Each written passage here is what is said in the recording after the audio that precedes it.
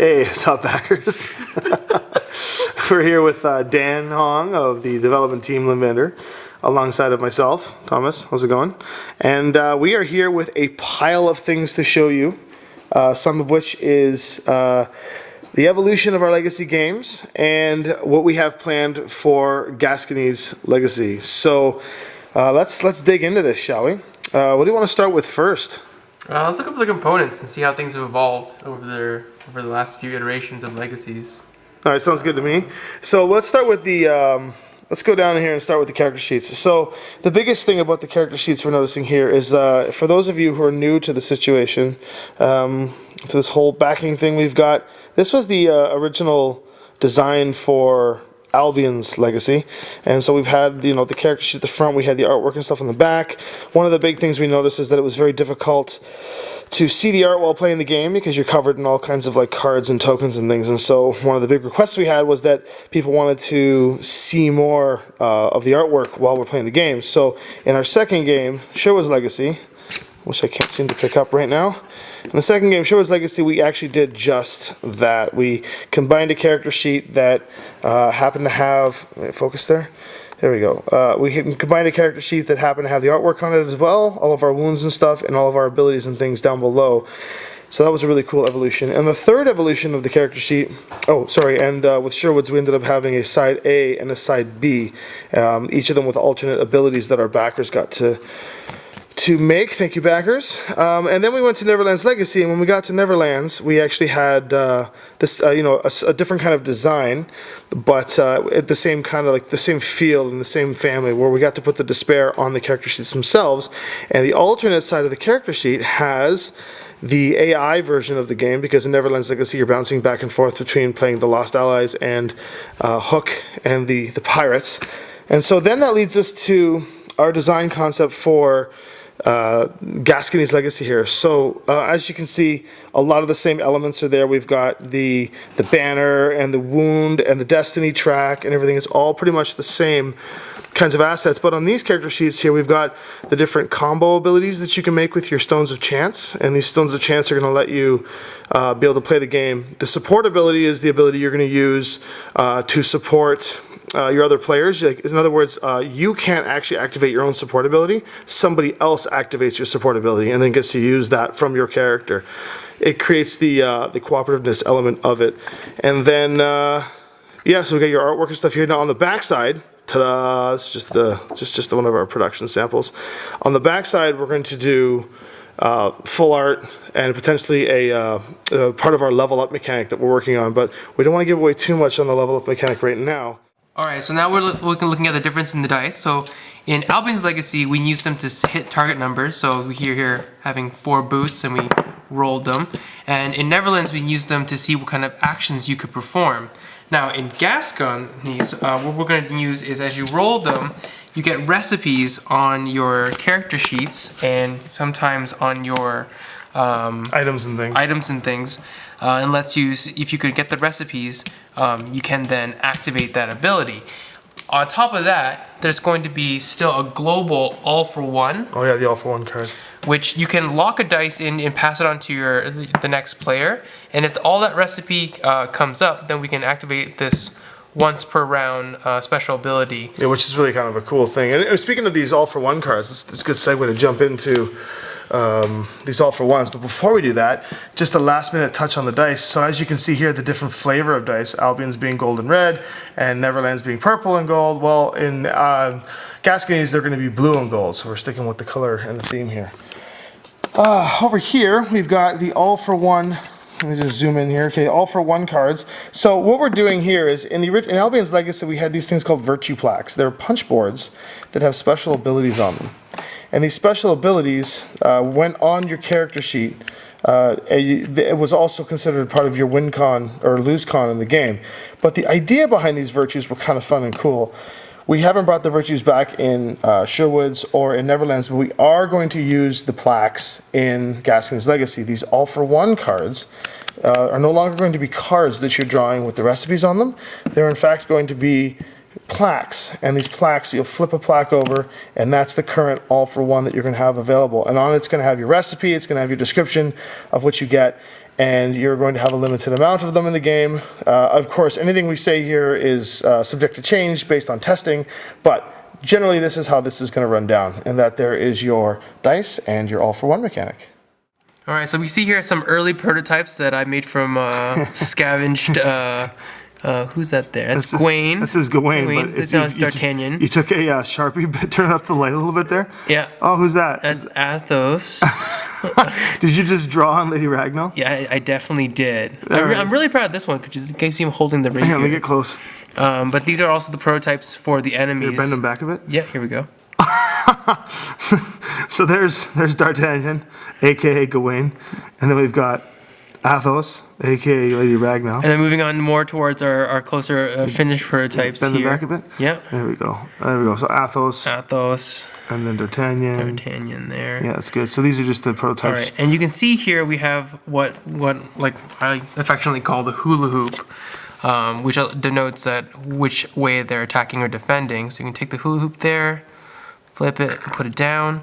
Same thing with the prototype enemy, flipping it, and then we go to Mach 2.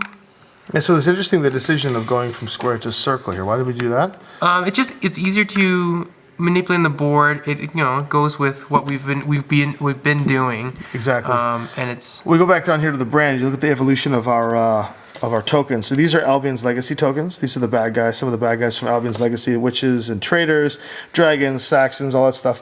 And then if you go to Sherwood's Legacy, you can see that we have our archers and our soldiers. So you can see that the brand is, I'll put them side by side here.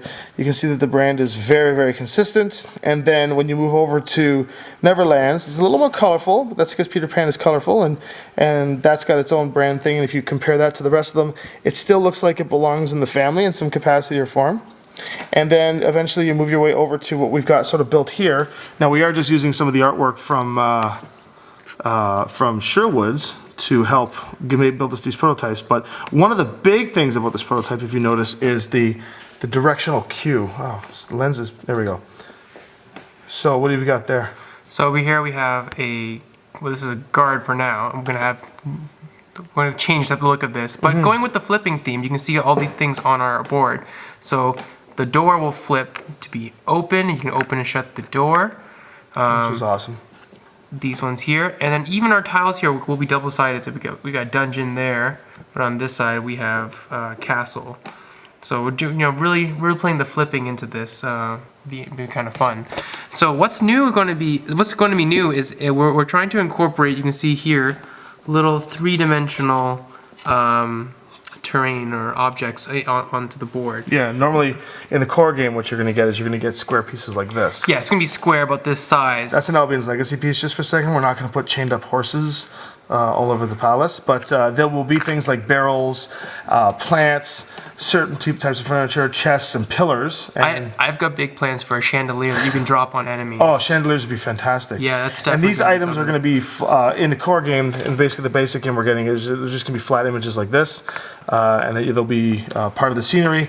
And then what we're doing for you guys, which we decided to design recently, is we are going to create. These are production samples that we had made. We were waiting to have them sort of in place before we told you guys this, but there's been a lot of discussion for a deluxe copy of the game, and we've done deluxe stuff in the past where it never really worked out like we'd hoped. So you get core games plus expansion content and stuff. But in this case, what we're going to do is we're going to give you guys this is an add-on that's going to be part of a deluxe copy, and there'll be a new pledge for this, which will give you the core game plus an add-on stuff. And these things are going to be all of the obstacles that you'll get in the core game will have an add-on to it where you get a three-dimensional subset of all of the terrain pieces that will exist in this game.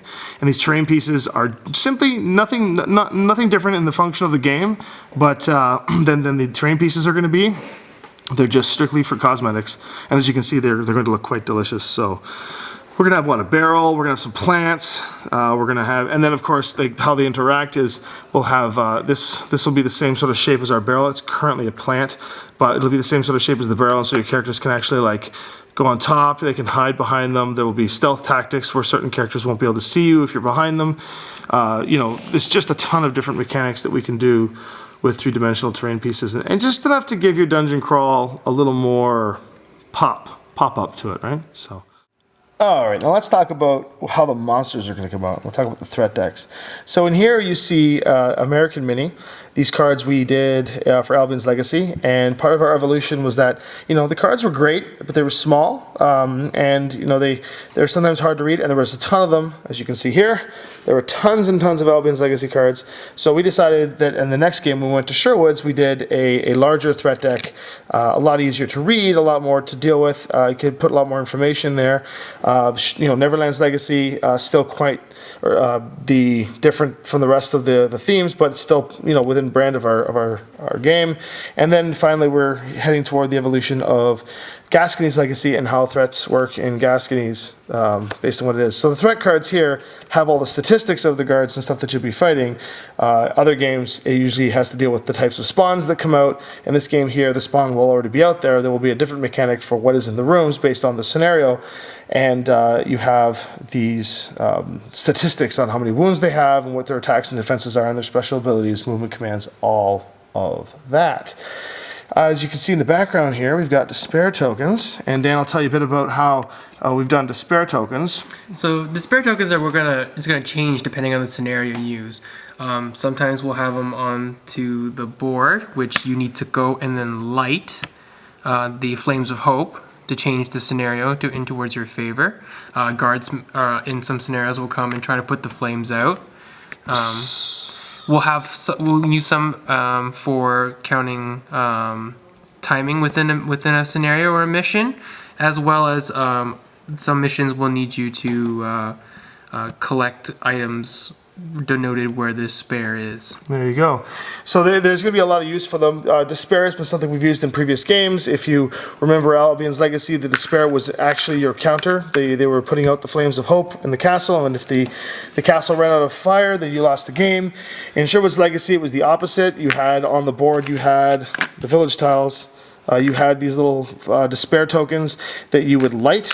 Where's the, there it is, where that you would actually light with your flames of hope, and when you lit 10, the sheriff would come out and you'd have to defeat the sheriff. That was Sherwood's Legacy. In Neverland's Legacy, the despair was directly connected to your morale, and much like in the Peter Pan universe, the more that Hook and his men would cause despair on Peter and his allies, the less powerful they'd become, and that would reduce the amount of actions you were allowed to use. So the 3 different games uses despair in 3 different ways, and there's no reason why we can't put that in Gascony's. And so, like we said, objectives and whatnot. So despair and flames of hope are a big part of how the game is played, and we're glad that we're bringing those back. We're also bringing back wounds. So the wound tokens are very important. In the past, all of our character sheets all have wound slots on them, as you can see. Wound, wound, wound, and then of course you got Porthos over there. Yeah, Porthos over here. You see Porthos, so wounds as well. And like every classic Legacy game, when too many wounds hit your character sheet, you expire, you make a new you get your new character into the game, and away you go. So that's how that's gonna go. Okay, so in the past we've had this cool token. They're destiny tokens. They're like the thing that you do to change your heroic destiny. Dan's going to tell you a bit about what we used them for in the past. Well, in Albion's Legacy, we used destiny to re-roll your dice results, and in Sherwood's, we used it to increase your action economy, which was a precious resource in that iteration. In Neverland's, we allowed us to change, and we have a fancy... Ooh, the fancy one. Fancy coin there. Allows us to change the color of your enemies. And in Gascony's Legacy, we're going to allow you to change the facing of your dice, since facing for recipes is going to be quite important, as well as re-rolling your combat dice. In combat dice, as you've seen in the previous video, you're rolling 2d6 and you're trying to hit a target number, and if you rolled super low, you could blow your destiny to get a reroll, which is pretty key. What you're seeing here is you saw him originally put out some of these paper destiny tokens. You will get these punchboard destiny tokens in your game. You also notice if you look at the add-on list, we've got these cool Norse Foundry metal destiny tokens. These things are delicious. They're heavy, they're full metal, they're colored, they're durable, and they're just cool coins. They're just like the coolest things ever to have. So there you go, Destiny there. And speaking of coins, some of you were wondering, we received quite a bit of messages about the Musketeer coin, and why in this particular Kickstarter Gascony we don't have a deluxe edition. Well, in the past we've had a deluxe edition for Albions where we changed the cover of the box. The deluxe edition for Sherwoods and Neverlands were just the games bundled in with expansion content and with the Nottingham coin and the James Hook coin. And in this one here, we decided we weren't going to do a deluxe thing, but we realized that everybody was trying to find out ways to get everything together in a bundle. So I guess we decided to release a deluxe bundle edition. So we'll bundle everything you need: expansions, coins, the terrain pack with these cool punch-up yeah, so the terrain pack will be available for add-on. And then we're just going to add that tier on there and for everyone's convenience. There you go. And we're going to make sure that you have, for those of you who did the early bird pledge, we're going to make sure that there's an equal portion of early bird pledges on the deluxe tier so that you're able to join in on that and not lose your early bird pledges. We'll make sure that you don't lose it at all.